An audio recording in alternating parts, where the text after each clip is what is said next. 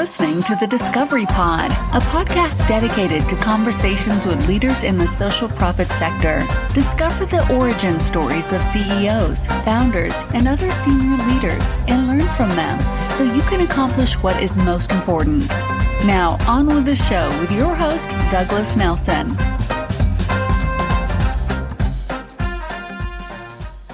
Hello, and welcome to the Discovery Pod, Conversations with Social Profit Leaders.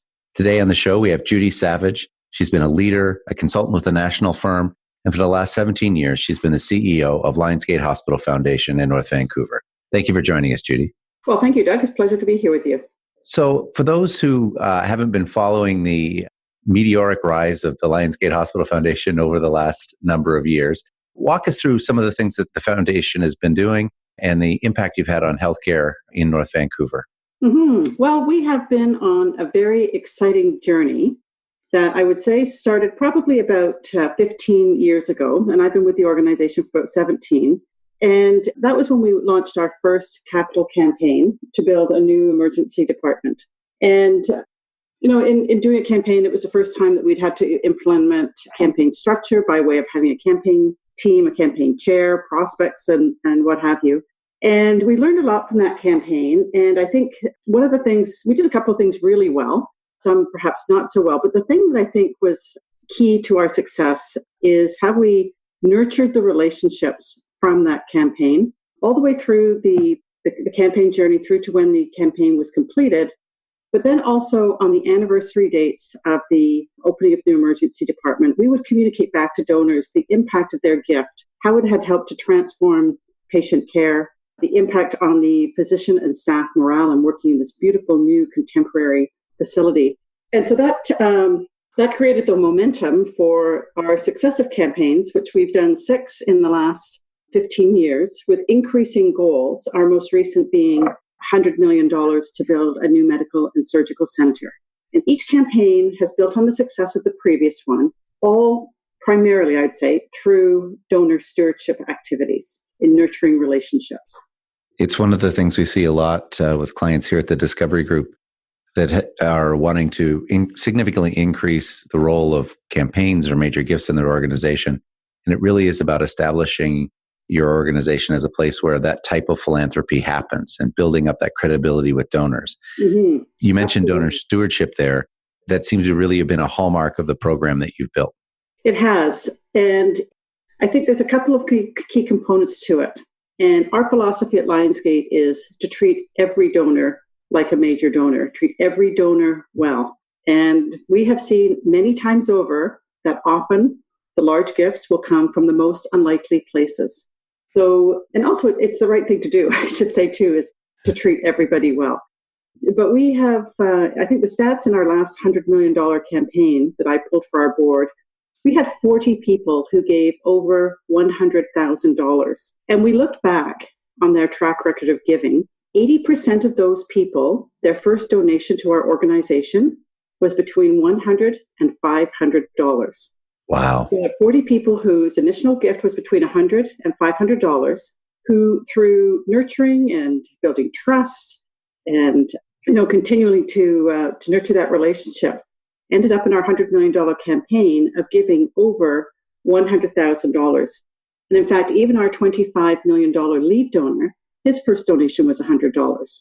So it goes to show that treating everybody well, and that was a long time of stewardship. Some of those gifts dated back to pre-2001. Right. So, in looking at prospects for a campaign, it's not to overlook anybody. So one of the things we always talk about here on the Discovery Pod is the relationship between the CEO and the board. And you've referenced already that you have a great board. And so I want to talk a little bit more about that. As you've been in your role for a longer period, are there decisions you're finding that you're more comfortable making on your own without your board than you would have been, say, 10 or more years ago? I would say that, yeah, for sure, I'm more comfortable. I'm way more comfortable in the role than I was, obviously, when I started way back when. And I'm more familiar with the organization. I'm more familiar with all the players. But in terms of making decisions by myself, I like to involve the board. I mean, we're in this together.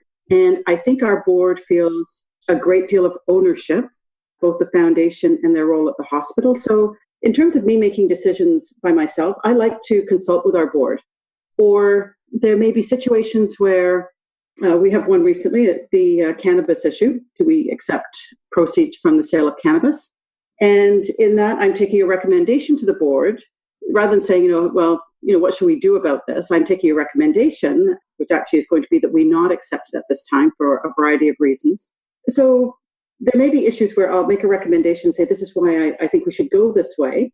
But I think, part of the power of our board and why people really enjoy it, and this is towards the end of our year, and we've just done our board survey, which we do every year. And I was so heartened by the number of directors who say they're so fulfilled by their role, and one of the best things that they do with their quote unquote free time. I mean, they're a thoroughly engaged board. And I think that's because of the discussion we have at the board table. They're very high level. Our board is not an operational board. That's my role. It's very strategic. The meetings are incredibly well planned and well thought out.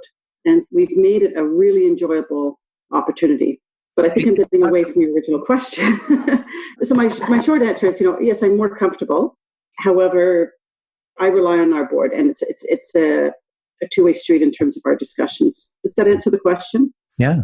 Could you give us an example of how you structure those high-level discussions to make sure you're getting the very best out of the board as they're sitting around the table? Well, we do have an executive committee, and the executive committee helps one of their key roles is setting the board agenda. I think there's a focus, our board chair, our board term is 2 years, and the chair is always focused on ensuring that everybody has a voice at the table and that we provide everybody with an opportunity to share their ideas. We've built into our board agendas a fair bit of time for what we call the open forum. In my experience of speaking to others in the industry, sometimes board meetings can just be a series of committee chairs giving reports. Mm-hmm. So it's made clear to our directors before they come on the board and in the roles and responsibilities that they're expected to read their board package, which goes out a week in advance, to do any required research. We provide them with what the motions are going to be. We expect them to come to the meeting informed, prepared for discussion, and to vote accordingly. So I would just say that a lot of planning and thought goes into our meetings, which starts at the executive committee level. Right. One of the working with a board a couple of weeks ago, and a veteran not-for-profit board member said that he wanted to see the organization move away from assault by PowerPoint at the board meetings. And I thought that was a really good way of framing what a lot of organizations do, which is here's the finance report, here's the governance report, here's the marketing report, here's an event report. Any questions? No? Okay. Yeah. Here's a presentation and we're done. But to really get the most out of the people sitting around the board table, there has to be space for them to think and to understand and to probe the issues facing the organization. Otherwise, they're just sitting on their hands, and you're not getting what you need out of those really bright people that want to be engaged. Yeah, exactly. And where we came up with this open forum section in our meetings, which isn't all that Brady, but we do a board survey every year where directors evaluate themselves, they evaluate the group, they provide us with feedback. And we were hearing that there wasn't enough time for discussion, and that's why we've built in this discussion section. So let's be really tactical for just a minute. What happens in the open forum? How is that structured? So the open forum, it's in the last 3 quarters of the meeting. So one of the things right up front is if we've had agenda items that are starting to run over time, topics that require more discussion, the chair will say, let's move that into the open forum of the meeting so that we can keep the agenda on track. If you have an agenda item that's up near the beginning that you don't think is going to have a lot of discussion, but people have a lot to say, in order to keep the agenda on time, we'll move the discussion into the open forum. Also at the executive, we will identify, so if nobody has anything to say, what are some things that we can plant to say, to stimulate some discussion? Right. And so we will always have a couple of key points. And our directors are very engaged, and I think they feel incredibly comfortable to speak their minds. So I'm very fortunate in that regard that it's not a divided board in any way, and we've created that space to be open and transparent and share any ideas. So we're never at a loss as to have a discussion during open forum. Does your board also do an in-camera at the end of the meeting as well? Not every meeting. They will do one probably once a year. around the time that the CEO performance review is done. Right. And our governance, all of our other standing committees do as well once a year. The governance, the finance, and the executive. Right. I think it's really important that this idea of the open forum to give directors the opportunity to ask questions, to bring a perspective or point of view, and to ask for more background in particular issues that are facing the organization. To do that in an open forum, in an open meeting, all of that discussion is actionable and works very well. Mm-hmm. What we see, I think, too often is the in-camera being used as a way to re-argue or reopen a lot of things that had been decided and voted on in the open meeting. So I think that open forum concept is something that a lot of organizations could really benefit from. And the decisions that you're more comfortable making as a CEO as time has gone on, are there decisions or areas you're more open to the board stepping into than you were perhaps when you first became the CEO? I'm going back in my mind quite a bit. And I've just grown so much in the role, as you can imagine, after 17 years. I can't say there's anything specific because always we've kept our board as a governance strategic board as opposed to operational. So I would not take HR issues to the board. Mm-hmm. I wouldn't take any issues, things that are tactical that the foundation staff need to solve. Something recently, and this will be more operational, we've had a case with our $100 million campaign where we had 2 pledges that were quite lapsed. In fact, one was about a year and the other one was several months. And we had done everything we could to secure these pledges. So I took it to the board, not to say, because I knew that some of the board members would know the individuals who had these lapsed pledges. And the last thing I said to the board was, I'm not expecting any director to become a bill collector. I'm sharing this with you because it's an issue that we're starting to face. And I'd like your input on how we approach this. Mm-hmm. So I don't know if that's such a good idea, but that's, it's an operational issue. We've resolved it. We've collected on the money. Or if there's been an issue with any estates, which is typically an operational issue, I share with the board simply because, they're coming many from the private sector. They have different experiences, and they're going to look at something through a different lens. And I really value that. Sometimes we just have to shift the way that we look at something. Right. And so it's not looking to the board necessarily to solve a problem, but that's why we have a board. They're there to help us with our job, help us to be successful, and they can bring a very important different lens to some issues that we're facing. How would you describe that culture? Well, as I say, it's a very respectful. We're all playing for the same team. We all have the same objective, which is to, through the foundation, significantly enhance the patient experience at Lionsgate Hospital. We are respectful of each other's experiences and opinions, and we have a lot of fun. It truly is a lot of fun. People, in our board meetings, typically we have 19 directors, and I would say 80% of our meetings will have 100% attendance. And we do a planning day once a year. It's on a Saturday in January. We have directors, who are CEOs of companies, people with homes all over the world. People fly in for this. We will have 100% attendance at our planning day. And so, but people know that that's the expectation before they come on the board. It's been made very clear, and they've seen that through their committee work. And I think it's viewed as a privilege to serve on our board and to be in the company of the other directors who have also worked hard to come on the board and who are highly respected people within our community.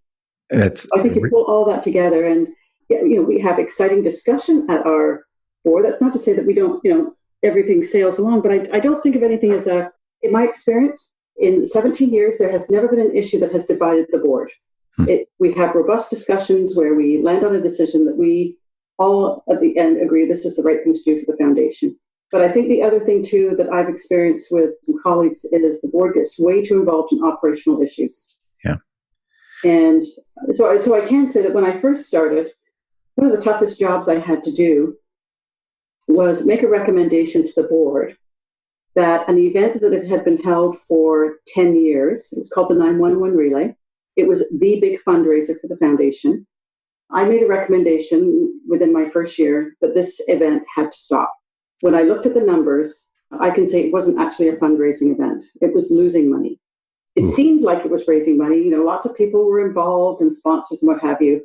But when I took a close look at how many people it took to organize that event, the cost of fundraising was ridiculous. So I said, we could be allocating our resources in a far more effective way. I met with some of the sponsors who had sponsored for 10 years, and they were all too happy not to have to sponsor this event again. And so we were coming up to the 10th year. So I said, why don't we celebrate the 10th year, celebrate that this has been a great run of this event, and let's move on. Mm-hmm. And I do remember one director getting his back up and saying, well, this has been the hallmark event of the foundation, and I think we should keep it. And what makes you think that you can just recommend that you cancel it? And I said, well, I think that's why you hired me. They had hired somebody to steer the ship and make recommendations and make sure the event was the organization was effective. And that was what I was doing.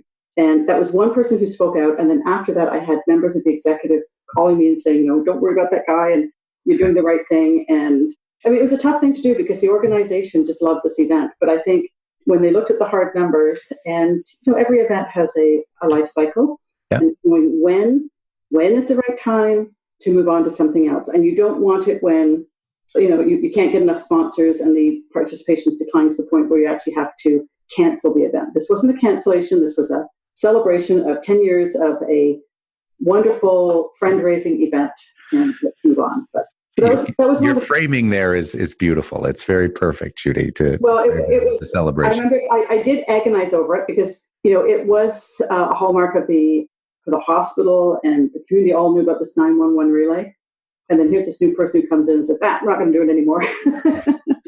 Well, I want to ask just one more question about the board. And you described how committed they are in terms of attendance and seeing how hard their colleagues are working to contribute to the organization. I'm sure you've seen other places in the sector where boards will recruit people saying, well, you don't have to do very much. It's not very much, just a couple meetings a year. It'd be great to have you on the board. And time again, the Discovery Group, we see boards that are built that way really struggling to support the organization because that culture, that ethos of hard work just isn't there. Mm-hmm. What would you say, if you had to bring it down to one element, what is that one element about your board culture that keeps them focused and keeps them so dedicated? Yeah. So I will say that we have a document called Roles and Responsibilities. And I have two parts to this question because I have lived that as well. So we have had the occasion where a director who's come on, where they've actually kind of leapfrogged over the committee process because they were, a big name fundraiser or what have you, and it hasn't worked out. Mm-hmm. And so I think you're far better off to be absolutely clear to every nominee coming on and saying, so in our roles and responsibilities, we spell out absolutely what is expected of a director. You're expected to come to these meetings, do your pre-reading, you're expected to identify so many prospects, you're expected to recruit your successor, And, I'll say that, if you don't think you can fulfill all of these roles and the responsibilities of a director, I don't think our board is for you. You're far better off to lay out the criteria and the expectations up front to save anybody any pain. Because, at the end of the day, it's going to really weigh on the CEO. It's going to be really tough to get rid of that person if they don't show up for, 50% of the meetings. And so being really clear in what you're expecting of a director and shortchanging by saying, oh, it's only this many meetings and da-da-da-da. At the end of the day, it's going to be a detriment to the organization. Yeah. So I think you're better off to have fewer directors who are committed than just trying to fill the seats with anyone with a beating heart just to say that you've got people around the table. How many of your very significant donors are on your board? Well, let me say this to you, that every one of our directors is a donor right up front. Right. So to be on the board, if you haven't been a contributor, then you will, because 100% contribution or participation is a criteria. We've gone through phases where we've had some of our very major donors, but they haven't been on the board because they're a major donor. They've come on the board because they have fit other criteria as identified by the governance committee. So we have a board matrix that spells out the different qualifications, skills, and experience that we're looking for to be represented on our board. We also include in that gender balance, ethnic diversity, and geographic location. We try to have our directors spread across the North Shore. So if they happen to be a major donor and they have those other qualities, then we invite them to come on the board. But it's not, because we had a $10 million donor, we wouldn't say, oh, come on our board. They would need to also, as I say, meet some of the other criteria.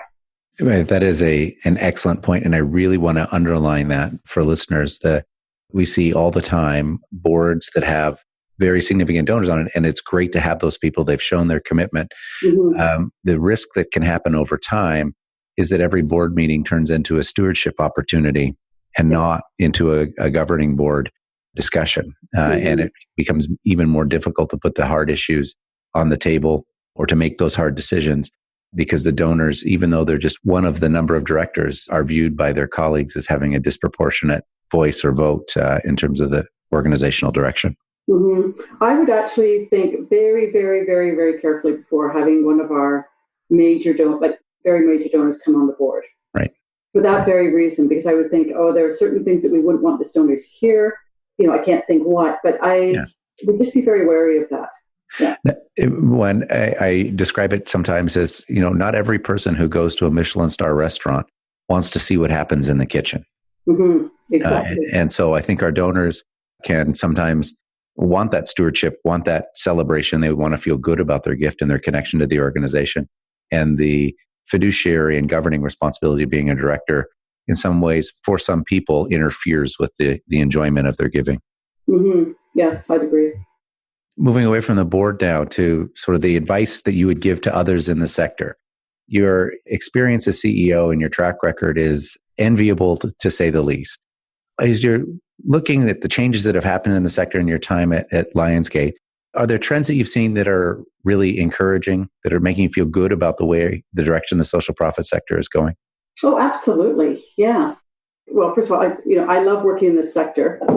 It provides so many exceptional opportunities to meet incredible people and to work with a broad array of individuals. It is a profession. I would encourage people to get their CFRE. I'd also say, one of the philosophies I've always held with my role is that, yes, we're the not-for-profit sector, social sector. We are a profession, and I actually run our foundation, or I approach it as if it was a business. And that is being a professional at all times and showing up as a CEO, showing up to work dressed as if $1 million was going to walk through the door that day. If we want to be treated as executives and professionals, we need to dress and act the part. And that will carry through to the rest of the organization too, in how they, and I'm putting quotes around, show up for work. Mm-hmm. And it's having a genuine interest in people, a genuine passion for what you're raising money for, and just always acting as a professional. I don't know if that answers the question that you were looking for, but just because it's a charitable sector, social profit, doesn't mean that we should conduct ourselves in any other way other than the private sector does. That's very good advice. And my next question was going to be, for someone who is just starting or has just been named CEO of an organization, taking on their first CEO role, a lot of people spend time thinking, okay, what's my 30-day, 60-day, 100-day plan? What would you say to somebody who is sitting down, pen to paper, thinking about what that plan is going to look like? Yeah. Well, I think one of the first things I do is probably find somebody to be a mentor, who is somebody else that they know in the sector of a similar sized organization that they can get some advice from. And I know that when I started my job, I talked to a lot of other hospital CEOs. Mm-hmm. I actually came from a consulting firm where I did a lot of interviews. So interviewing somebody wasn't a challenge for me, but learning all that I could in how others have found success in their roles and words of advice for me as I was starting out. And when I started in my role, I just met as many people as I possibly could, just to get the lay of the land, understand the personalities, understanding each of the staff and what their roles were, and not making any judgments, and just really, really listening. And that was probably for at least the first 6 months. And then, slowly I started formulating plans on how to shift the organization. We were a very events-heavy organization when I started, and very reliant on direct mail. I had come from a major gifts and campaign background. And so all the pieces were there. There's a fabulous foundation that had been for me to step into. And then it was a matter of taking it to the next level in terms of nurturing the relationships, which we have seen have really led us to our success. So, key thing I think is just really listening and understanding the culture of the organization and having a mentor and talking to others, learning from others as you develop your plans.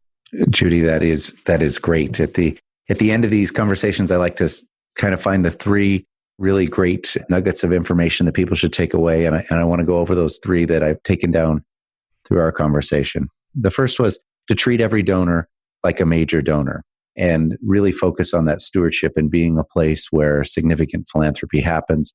It happens because of the relationships and the connections that you build. The second was, in working with your board, was to be open to seeing things through a different lens. And you shared the concept of the open forum as part of the board meeting as a way to encourage that generative discussion, that strategic conversation that builds bonds between the board members and their connection to the organization. And finally, the very important and tactical piece was having a very clear, set down list of the roles and responsibilities for board members, being able to make it really clear what being a member of the board means and what the expectations are, enables people to bring their full professional and personal selves to the board and advance the organization. So I want to thank you for sharing those three concepts and a lot of other great nuggets in there. And thank you for being a part of the Discovery Pod. Well, thank you. It's my pleasure to do this. Thanks for joining us on this episode of the Discovery Pod. Be sure to tune in next week for another inspiring and informative conversation. Don't forget to visit our website, thediscoverygroup.ca, for more resources. If you like what you just listened to, please subscribe and tell a friend about it. Until next time, keep working to make your organization exceptional.